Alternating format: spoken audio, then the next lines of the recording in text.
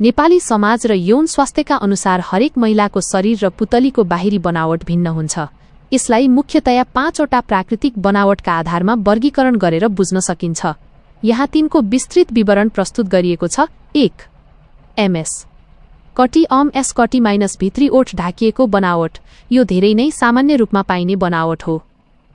विशेषता यस प्रकारमा पुतलीको बाहिरी ओठ लाबिया मजोरा निकै स्पष्ट, बाक्लो र ठूलो हुन्छ। यसले भित्री ओठ लाबिया माइनोरालाई पुरै वा धेरैजसो भाग ढाकेर राखेको हुन्छ। देखिदा कस्तो देखिन्छ? बाहिरबाट हेर्दा यो निकै मिलेको र बन्द देखिन्छ। भित्री संवेदनशील भागहरू बाहिरबाट सिधै नदेखिने भएकाले यसलाई सुरक्षित बनावट पनि मानिन्छ। 2.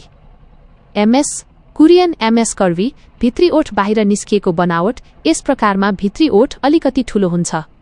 विशेषता यस प्रकारमा बाहिरी ओठ अलि सानो हुन्छ, जसले गर्दा भित्री ओठ लाबिया माइनोरा बाहिरतिर अलिकति निस्किएको वा झुन्डिएको जस्तो देखिन्छ। देखिदा कस्तो देखिन्छ? यो अलिकति फूलको थुङ्गा वा वास्तविक पुतलीको पखेटा फैलिएको जस्तो देखिन्छ। यो पूर्ण रूपमा स्वस्थ र प्राकृतिक बनावट हो। 3. होर्सशू नाल आकारको बनावट। यसको आकार घोडाको टापमा लगाइने नालसँग मिल्दोजुल्दो हुन्छ। विशेषता यस प्रकारको पुतलीमा माथिल्लो भाग अलि फराकिलो हुन्छ र तलतिर जाँदै गर्दा साँगुरो हुँदै बन्द हुन्छ। बाहिरी ओठले माथिल्लो भागलाई अलिकति खुला छोडेको हुन्छ, जसका कारण भित्री ओठको माथिल्लो हिस्सा स्पष्ट देखिन्छ। देखिदा कस्तो देखिन्छ? अंग्रेजी अक्षर यू आकारको देखिने यो बनावट निकै आकर्षक मानिन्छ। यसमा क्लिटोरिस वा उत्तेजक अङ्ग अलि बढी स्पष्ट देखिन सक्छ। 4. बटरफ्लाई पुतली आकारको बनावट। यो बनावट निकै संवेदनशील र प्राकृतिक रूपमा सुन्दर मानिन्छ। विशेषता यसमा पुतलीको भित्री ओठ लाबिया माइनोरा बाहिरी ओठभन्दा निकै ठूलो र पातलो हुन्छ। जब महिला उभिन्छिन् वा बस्छिन्, यो भित्री ओठ बाहिरतिर फैलिएर लहरिएको जस्तो देखिन्छ।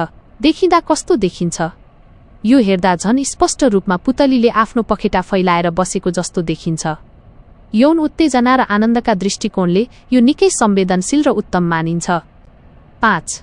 ट्युलिप कोपिला वा ट्युलिप फूल आकारको बनावट। यो निकै सुन्दर र मिलेको बनावट मानिन्छ, जुन हेर्दा फूलको कोपिला जस्तो देखिन्छ।